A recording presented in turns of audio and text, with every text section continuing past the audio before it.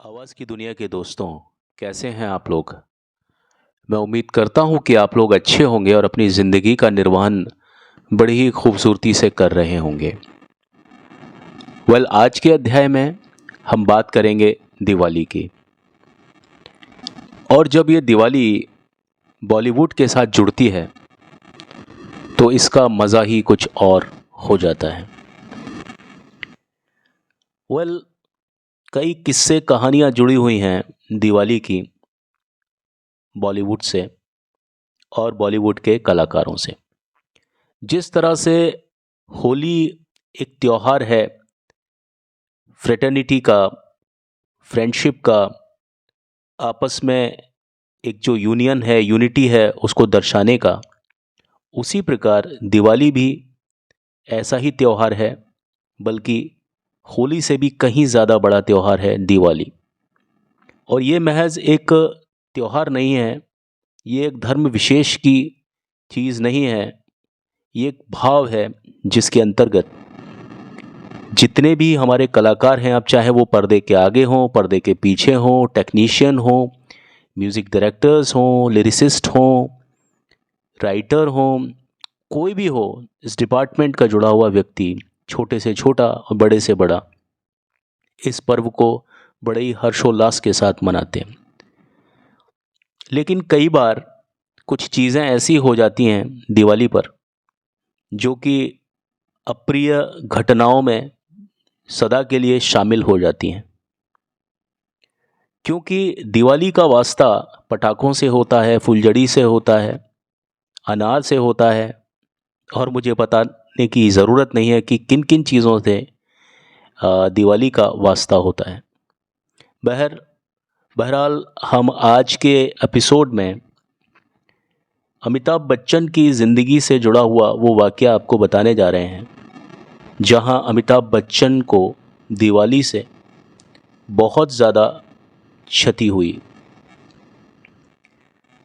अमिताभ बच्चन ने एक बार दिवाली पर पटाखे से अपना हाथ जला लिया था। ये ज़्यादातर लोगों को ये बात मालूम होगी, लेकिन कहीं भी ऐसा नहीं लगा फिल्म को देख कर के, या जो भी फिल्में उस वक्त वो शूट कर रहे थे, आपको मालूम चलेगा ही नहीं कि इस जगह पर अमिताभ बच्चन को बहुत गहरी चोट थी हाथ में। उन्होंने अपनी चोट को छुपाने के लिए बड़े ही अनोखे तरीके खोजे। कभी वो किसी सीन में अपने हाथ, यानी अपनी जो कलाई थी जो बहुत ज़्यादा क्षतिग्रस्त हो गई थी, उसको छिपाने के लिए कपड़ा लपेटा। कहीं पर उन्होंने पूरी फिल्म में कोट को पहन करके रखा, और जिस हाथ में उनके चोट लग रही थी उस हाथ को उन्होंने कोट की जेब में पूरे सीन में डाल करके रखा, शुरू से आखिर तक। ये फिल्में मैं बताऊंगा ये कौन कौन सी फिल्में थी, और आप समझिए कि ये जो चीज़ थी कि एक हाथ को कोट की जेब में डाल करके रखना, ये एक स्टाइल आइकन बन गया था। और बहुत सारे लोग आज तक भी वही चीज़ करते हैं जो अमिताभ बच्चन ने उस समय की थी। लेकिन अमिताभ बच्चन का उस समय अपनी कोट की जेब में हाथ रखना एक मजबूरी थी, क्योंकि अगर वो कोट की जेब में अपना हाथ नहीं रखते, जो हाथ उनका चोटिल हुआ था, जिसमें चोट लगी थी, तो वो चोट सबको दिखाई देती। बहरहाल वो सीन इतने अच्छे थे उस फिल्म के, और वो फिल्म ज़बरदस्त रही। आज तक भी उस फिल्म को याद किया जाता है कई कारणों से। सर्वप्रथम अमिताभ बच्चन की एक्टिंग, और दूसरा गाने के कई पहलू थे उस फिल्म में, कई बेहतरीन गाने थे जिनकी मैं बात करने वाला हूँ आपसे। उसके अलावा फिल्म का डायरेक्शन और फिल्म के बाकी कलाकार, कहानी, पटकथा, सब कुछ बहुत अव्वल दर्जे की थी। अमिताभ को दिवाली पर पटाखे से जो एक गंभीर चोट लगी थी, जैसा कि मैंने आपको बताया कि उन्होंने उसको अलग अलग तरीके से छुपाया, और वह 3 दशक पहले, आज से करीब 3 दशक से भी ज़्यादा की बात हो गई है, 30-40 साल हो गए उस बात को, 3 दशक से भी ज़्यादा हो गए हैं। वो अलग अलग फिल्मों की शूटिंग कर रहे थे। ऐसा भी नहीं था कि वो फिल्म सिर्फ जो शूट करते थे वो मुंबई में ही करते थे। शूटिंग के सिलसिले में उन्हें चेन्नई यानी मद्रास भी जाना पड़ता था। जैसे एक फ़िल्म थी इनकलाब, उस फिल्म का एक सीन था जिसमें उन्हें रुमाल से अपने हाथ को बांधना पड़ा। वो एक सीन ज़रूर था, उसको मैं दे दूँगा अपने थंबनेल में। उस सीन को आप देखिए और जब आप फिल्म देखेंगे तो आपको कहीं भी ऐसा नहीं लगेगा कि ये अमिताभ बच्चन के इस समय चोट में मतलब हाथ में चोट लगी हुई है। आपको ऐसा लगेगा कि ये जो इन्होंने बांधा हुआ है, जो रुमाल है या कपड़ा है या साफ़ा है, वो सीन की डिमांड है। और जिस तरह से अपनी एक हाथ को कोट की जेब में रखना, वो आपने हमेशा देखा होगा फिल्म शराबी में। उनका एक हाथ कोट की जेब में ही रहता है। अब चाहे उन्होंने वो कोट काले रंग का पहना हो, चाहे नीले रंग का पहना हो, चाहे सफ़ेद रंग का पहना हो, उस फिल्म में उनका एक हाथ कोट की जेब में ही रहता है या वो पैंट की जेब में रहेगा। ये जो समाधान थे ये अमिताभ बच्चन ने अपने खुद के तरह से ढूंढे कि मैं किस तरह से इस सीन को इम्प्लीमेंट करूं। इसके बारे में बात करते हुए एक बार उन्होंने अपने ब्लॉग में लिखा था, 2021 में जो उन्होंने ब्लॉग लिखा था, उसमें उन्होंने जो उनकी भाषा थी वो कुछ इस प्रकार थी, खुद के जो शब्द थे कि काम चलता रहा, हाथ पर स्टाइल के लिए रुमाल लपेटा या एटीट्यूड के लिए जेब में हाथ रखा, लेकिन काम जारी रहा जैसा कि होना चाहिए। हालांकि अमिताभ ने यह नहीं बताया कि उन्होंने इन दोनों फिल्मों की शूटिंग किस प्रकार पूरी की, क्योंकि फिल्म की शूटिंग में आपको मारधाड़ भी करनी पड़ती है, बहुत सारे अलग अलग तरह की उठापटक होती है फिल्म में। और वो जो समय था उस समय उनके हाथ में बहुत ज़बरदस्त, बहुत ख़तरनाक या ज़बरदस्त जिसको बोलूँ चोट लगी हुई थी। इनकलाब और शराबी के बारे में बात करते हुए उन्होंने सिर्फ इतना ही लिखा था कि पहली एक फ़िल्म थी जो कि मद्रास प्रोडक्शन थी, यानी चेन्नई हो गया अब तो उसका नाम, वो फिल्म मद्रास की थी, और दूसरी फिल्म थी शराबी। और दोनों ही फिल्म के बहुत से पर्दे की पीछे की कहानियाँ लिखी जाती हैं, लेकिन कभी भी उन्होंने अपनी तरफ से इस तरह की बात नहीं कही। लेकिन सन 2021 में उन्होंने एक ब्लॉग लिखा था जिसके आधार पर मैं आपको अपनी ये बात बोल रहा हूँ। अब ये कहानी अमिताभ बच्चन की उन कहानियों में है जहाँ वो बोलते हैं that pain is my destiny and I can not avoid it, जो उनका डायलॉग था फिल्म काला पत्थर में। ये बिल्कुल उनके उस एक फिलॉसफी से मिलता है, या जो उन्होंने अग्निपथ में जो बोला है, ना तू झुकेगा कभी, ना तू रुकेगा कभी, ले शपथ ले शपथ ले शपथ, अग्निपथ अग्निपथ अग्निपथ।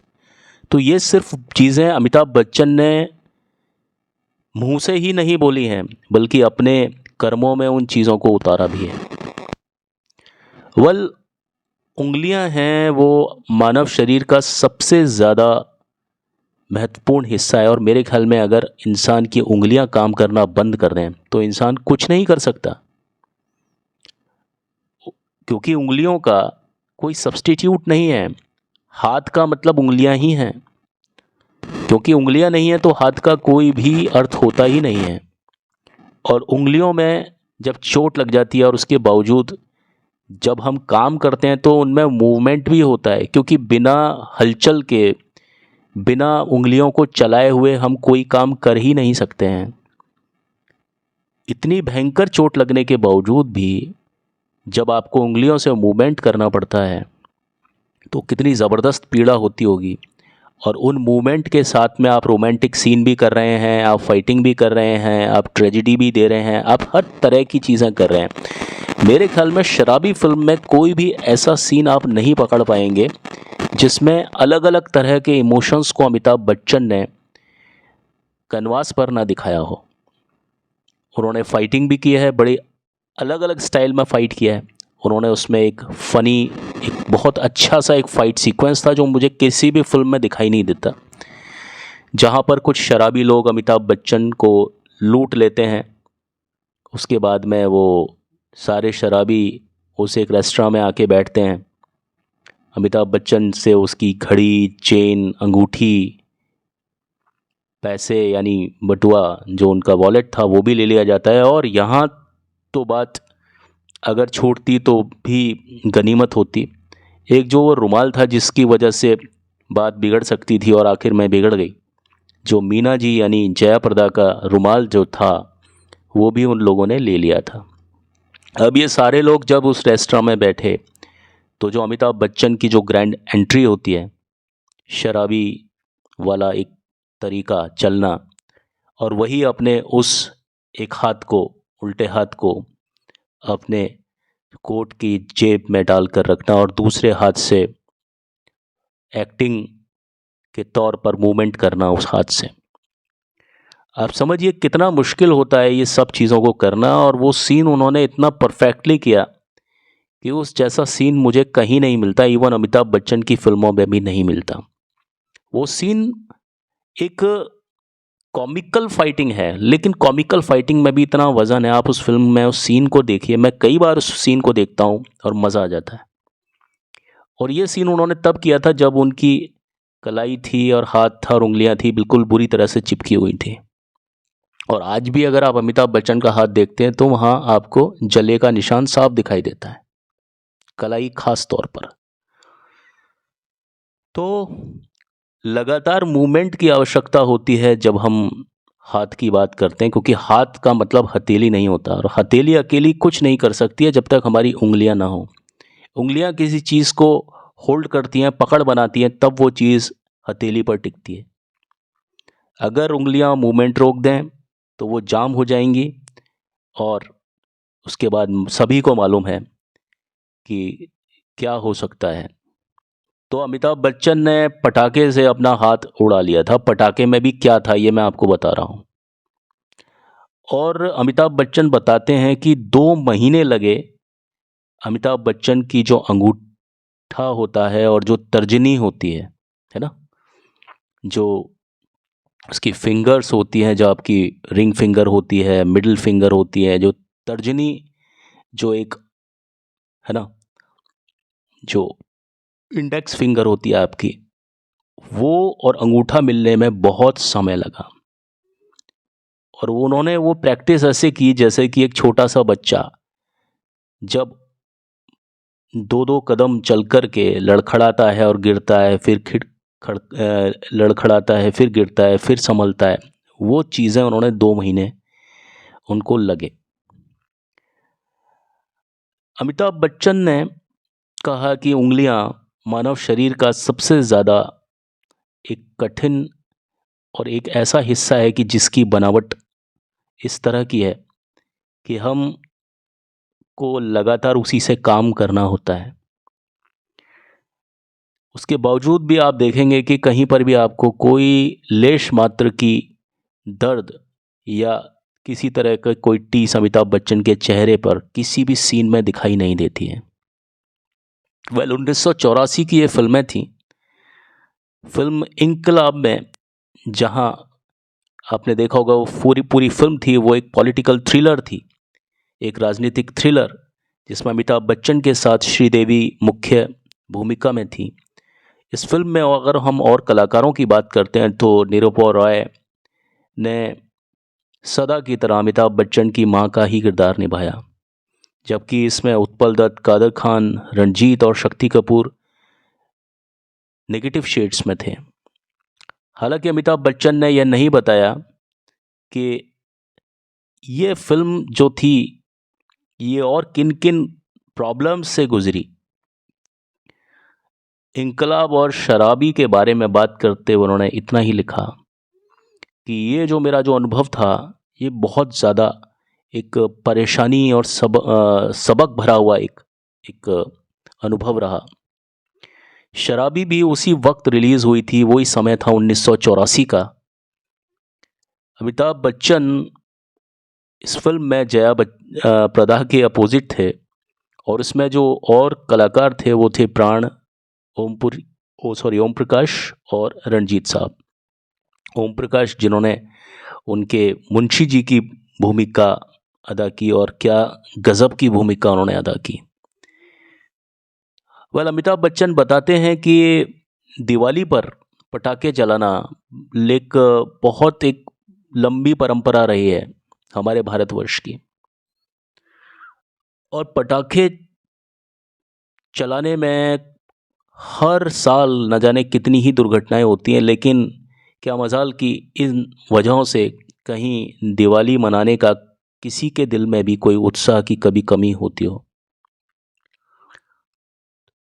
जब अमिताभ बच्चन कौन बनेगा करोड़पति का सीजन 14 कर रहे थे, उस समय ये बात निकली थी कि एक प्रतिभागी ने अमिताभ बच्चन से पूछ लिया था कि क्या उन्हें पटाखा चलाने का शौक है।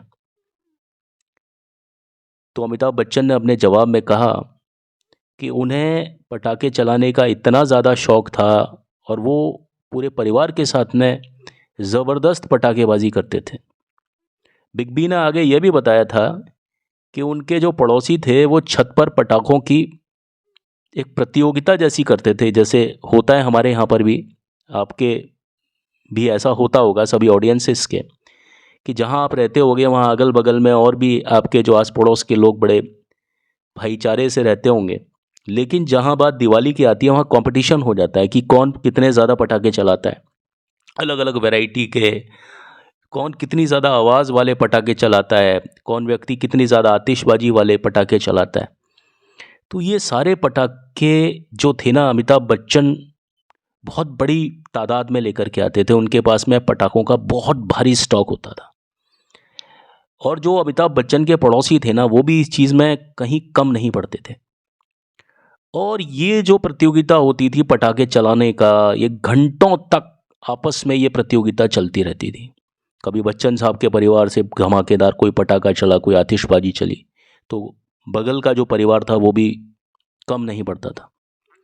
लेकिन बच्चन साहब ने बताया कि इसमें खास बात हमेशा रहती थी कि सदा हमारा यानी बच्चन साहब का परिवार ही उस प्रतियोगिता में जीतता था, क्योंकि अमिताभ बच्चन ने बताया कि हमारे पास में पटाखों का बहुत बड़ा स्टॉक होता था।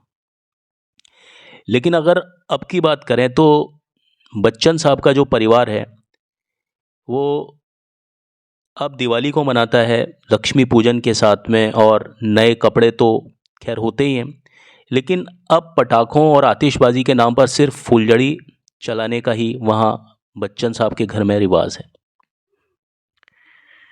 तो अमिताभ बच्चन ने बोला कि ये जो चीज़ें होती है ना, ये अब जब आपके साथ में एक बात हो जाती है कि जब आपके हाथ में चोट लग जाती है, तो उसके बाद आपको बहुत सारी हार्डशिप से गुजरना पड़ता है। उन्होंने उस घटना का वर्णन किया कि जब उन्होंने इस अपनी कलाई को, उल्टे हाथ की कलाई को जला लिया था, और वो अमिताभ बच्चन ने कहा कि मेरी खुद की गलती से ही ऐसा हुआ कुछ ऐसा कि पड़ोस के लोग भी अपने हाथ में कुछ अनार वनार लेकर के जला रहे थे, कुछ इस तरह के स्टंट कर रहे थे। तो अमिताभ बच्चन को भी नहीं रुका, तो उन्होंने भी क्या किया कि एक अनार को अपने हाथ में पकड़ करके जलाने की कोशिश की। और आप जानते हैं कि अनार जो होता है ना, बड़ी खतरनाक चीज़ होती है। मैं उसको पटाखे से भी कहीं ज़्यादा खतरनाक मानता हूँ, क्योंकि अनार कब फट जाए, और अनार में जो बड़े बड़े जो वो निकलते हैं स्पार्कल्स, वो बड़े खतरनाक होते हैं। तो अमिताभ बच्चन ने जो अपने दिमाग में जो एक टाइमिंग सेट की थी कि मैं इसको ऐसे पकड़ूंगा और इस तरह से जलाऊंगा और ऐसा करूंगा, तो वो जो टाइमिंग थी वो गलत हो गई, क्योंकि चीज़ें सदा आपके हिसाब से नहीं चलती हैं। तो अमिताभ बच्चन ने जो एक शॉर्ट डिवीज़न जो सेट किया था कि मैं ऐसे पकड़ूंगा, इस तरह से चलाऊंगा, ऐसे करूंगा, तो वो चीज़ गड़बड़ हो गई।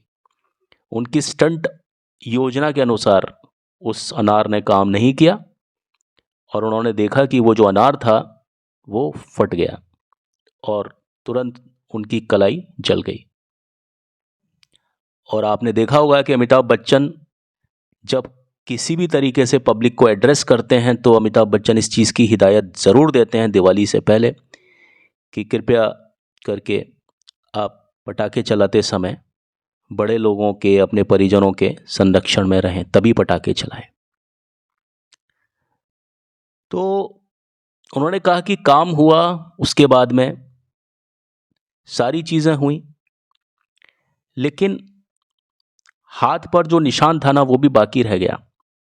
दिवाली की इस दुर्घटना से पहले सन 1983 में भी अमिताभ बच्चन के हाथ में चोट लग चुकी थी। शायद बहुत लोगों को ये पता हो। इस फिल्म का नाम था महान, और वो जो सीन मैंने एक क्लिप शॉट जो दिया है आपको थंबनेल पर, ठीक उसी पॉइंट पर उनके अमिताभ बच्चन के यानी हाथ से रस्सी फिसलती है और अमिताभ बच्चन को हाथ में बहुत ज़्यादा चोट आती है। और उन्हीं दिनों ऋषि कपूर और नीतू सिंह की शादी भी फिक्स हुई थी, और उसी हालत में अमिताभ बच्चन को हाथ में प्लास्टर और उंगलियों पर बैंडेज वगैरह बांध करके शादी को अटेंड करना पड़ा था। आज की पेशकश में बस इतना ही। आपके समक्ष एक बार फिर आपकी सेवा में कल उपस्थित होकर के किसी और अध्याय के बारे में मैं बात करूंगा। तब तक के लिए मुझे यानी हेमंत कुमार को आज्ञा दीजिए। अभी तो चलता हूँ, लौट के मिलता हूँ। आप सभी लोग अपना ख्याल रखें। Have a nice time. May God bless all of you. Take care. Bye.